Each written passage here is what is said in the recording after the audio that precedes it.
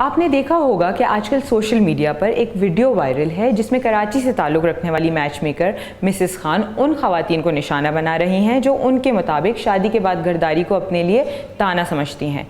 Twitter और Facebook सार्फिन का ये सवाल है कि आया मिसेस खान की गुफ्तगू औरत दुश्मन है या वो मशरकी रिवायात के मुताबिक बिल्कुल ठीक कह रही हैं। रोटी भी उसको बना कर दें, ये क्या बात है, मैं रोटी नहीं पकाऊंगी। मैं ट्विटर सारिफ फसीउद्दीन का कहना है, बल्कि उन्होंने ये मशवरा दिया है कि जो लोग बना बनाया खाना खाना चाहते हैं वो बावर्ची रखें और जो घर के काम करवाना चाहते हैं वो मुलाजमा रख लें। एक ट्विटर सारिफ जॉन एलिया का कहना है कि जो औरत मिसेस खान पसंद कर लें लोग उन्हीं से शादी करें।